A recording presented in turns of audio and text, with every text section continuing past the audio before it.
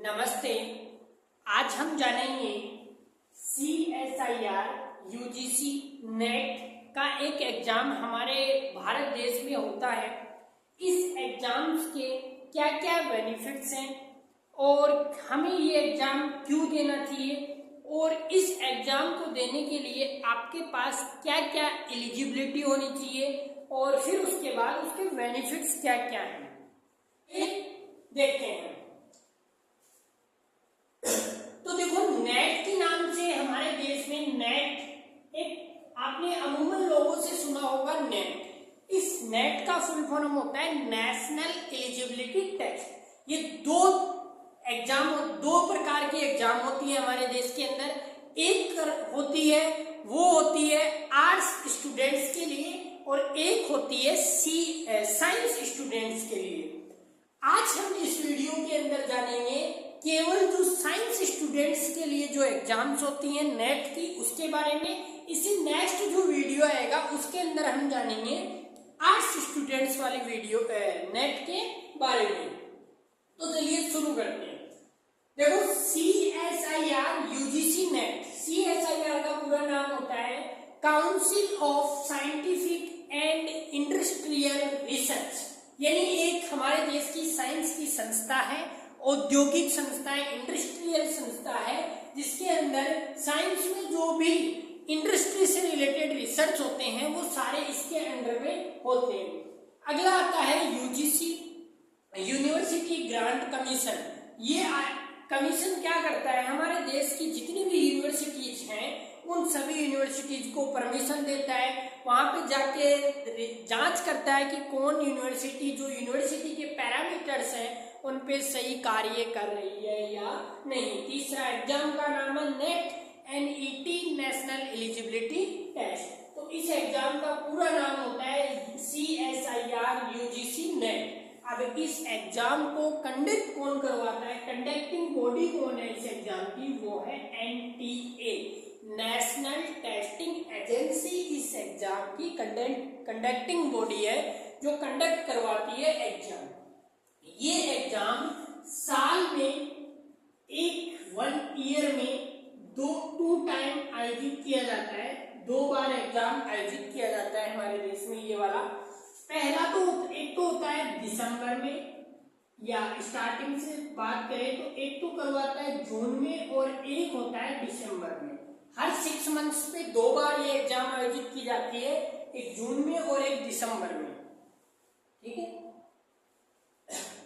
ये एग्जाम का ड्यूरेशन जो होता है वो 3 घंटे का पेपर होता है और बाइलैंग्वेज होता है, यानी हिंदी में भी होता है और इंग्लिश के अंदर भी ये पेपर होता है। ठीक है, तो ये बेसिक्स कुछ जानकारियां थी एग्जाम को लेकर। अब चलते हैं इसकी क्वालिफिकेशंस को लेकर। तो इसकी जो क्वालिफिकेशंस है, सबसे पहली और सिंपल क्वालिफिकेशंस कि आपके पास एक मास्टर डिग्री होनी चाहिए, यानी कि आपकी PG कंप्लीट होनी चाहिए साइंस के किसी भी सब्जेक्ट से। ठीक है, MSc। जनरल कैटेगरी के लिए 55% है, 55% के साथ आपने MSc कंप्लीट की हो जनरल कैटेगरी में, और PWD, OBC, SC और ST कैटेगरी से यदि आप हो तो आपकी जो परसेंटेज है MSc में वो 50% होनी चाहिए, तब आप इस एग्जाम को दे सकते हो। अब एक यहाँ पे एक नया रूल है कि आप इस एग्जाम को MSc कंप्लीट होने से पहले भी दे सकते हो। वो कैसे? मान लो कि आपने 1 जनवरी को, ये एग्जाम्पल के लिए ले रहा हूं मैं, मान लो कि आपने 1 जनवरी को अपने फर्स्ट सेमेस्टर में एंट्री ली, यानी एडमिशन लिया। उस टाइम कौन सी, जून वाली एग्जाम के जून जो साइकिल है, जून वाले साइकिल का फॉर्म आ गया, क्या आप फिल कर सकते हो? जी बिल्कुल, आप इस एग्जाम का फॉर्म एडमिशन के तुरंत, चाहे आपको 1 दिन ही क्यों ना हुआ हो एडमिशन लिए हुए, आप फॉर्म फिल कर सकते हो। फॉर्म के साथ एक फॉर्म आता है, अलग से पेज आता है जिसको प्रिंट करना है। अपने प्रिंसिपल, जो भी कॉलेज के आपके प्रिंसिपल सर है उनके पास जाइए, उस फॉर्म को भरवाइए और उनके सिग्नेचर करवाइए, वो आपको दे देंगे। उसको स्कैन करिए, फॉर्म के साथ अपलोड करिए और आप इस एग्जाम में बैठ सकते हो। बैठ नहीं सकते, यदि बैठ बैठने के बाद भी आपको उसके अंदर कंप्लीट क्वालिफाई करते हो तो आपको नेट का सर्टिफिकेट भी मिलेगा।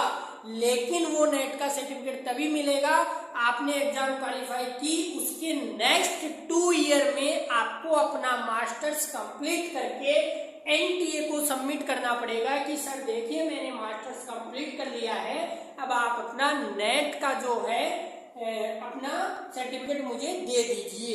ठीक है, इस तरह से भी आप नेट क्वालिफाई कर सकते हो, यानी कि ड्यूरिंग एमएससी। दूसरी क्वालिफिकेशन है, यदि आप बीएससी कर रहे हो या तो 4 ईयर का होना चाहिए या 8 सेमेस्टर का होना चाहिए। ये कर रहे हो तो आपके जनरल कैटेगरी में 75% मार्क्स होने चाहिए और एससी एसटी ओबीसी में 70% यदि मार्क्स हैं तो आप इस यूजी जो सीएसआईआर का नेट है इसको दे सकते हो। अब बात करें कौन कितनी सब्जेक्ट्स के अंदर ये एग्जाम आयोजित किया जाता है, तो ये टोटल 5 सब्जेक्ट्स के अंदर ये एग्जाम आयोजित किया जाता है, जिसमें पहला है केमिकल साइंस।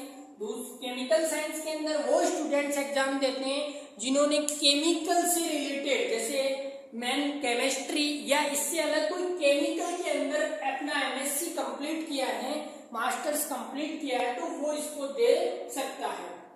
दूसरा है अर्थ एटमॉस्फेरिक ओशियन एंड प्लांटेरी साइंस।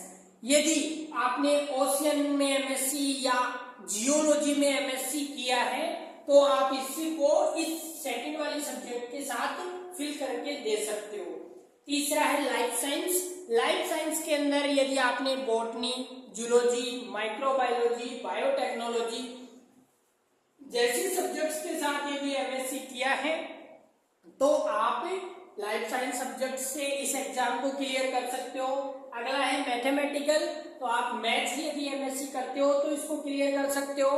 अगला है फिजिकल साइंस, फिजिक्स से यदि आप एमएससी करते हो तो आप इस एग्जाम को क्लियर कर सकते हो। चलो ये तो बात हो गई कि कितनी सब्जेक्ट्स में आयोजित होता है और क्या क्या परसेंटेज चाहिए, कौन कौन इसको दे सकता है। अब बात करते हैं कि मान लो आपने ये पेपर दे भी दिया, क्वालिफाई भी कर दिया, लेकिन इसका आपको बेनिफिट क्या क्या है। चलो बात करते हैं इसके बेनिफिट्स की।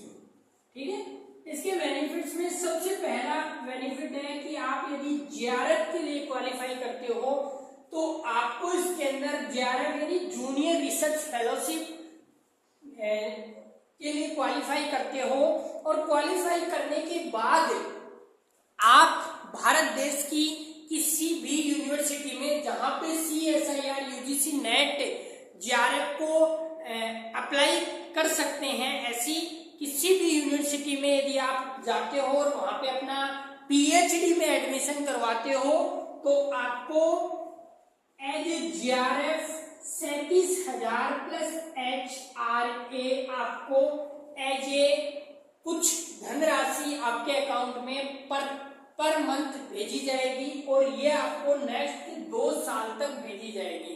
डेट ऑफ एडमिशन पीएचडी से लेकर नेक्स्ट 2 ईयर तक आपको ये धनराशि आपके अकाउंट में भेजी जाएगी।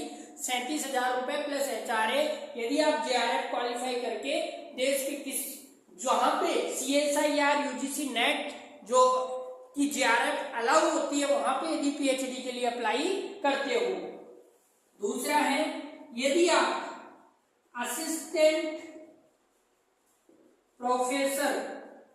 प्रोफेसर के लिए क्या करते हो, क्वालिफाई करते हो या एलएसपी बोलते हैं इसको, लेक्चररशिप के लिए यदि अप्लाई करते हो तो आप भारत देश की किसी भी कॉलेज या किसी भी यूनिवर्सिटी के अंदर कोई प्रोफेसर्स की रिक्वायरमेंट्स निकलती हैं तो आप उनके अंदर फॉर्म फिल कर सकते हो और यदि आपका सिलेक्शन होता है तो आप एज ए असिस्टेंट प्रोफेसर वहां पे अपना करियर शुरू कर सकते हो।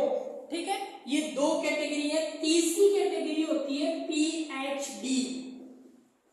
तीसरी कैटेगरी में यदि आप पीएचडी के लिए क्वालिफाई करते हो तो बस इतना सा ही होगा कि आप देश की किसी भी यूनिवर्सिटी में पीएचडी के लिए एडमिशन ले सकते हो, लेकिन जैसे पहले कैटेगरी के जेआरएफ वाली कैटेगरी में आपको कुछ धनराशि मिल रही थी, यहाँ पे आपको कोई धनराशि नहीं मिलेगी। आपको स्वयं की धनराशि इन्वेस्ट करके अपनी पैसों से यहाँ पे पीएचडी करनी पड़ेगी। तो ये 3 इसके बेनिफिट है। पहला, आप पीएचडी करते हो और जेआरएफ कैटेगरी से क्वालिफाई करते हो तो आपको कुछ धनराशि मिलेगी। दूसरा, आप असिस्टेंट प्रोफेसर बन सकते हो और तीसरा पीएचडी।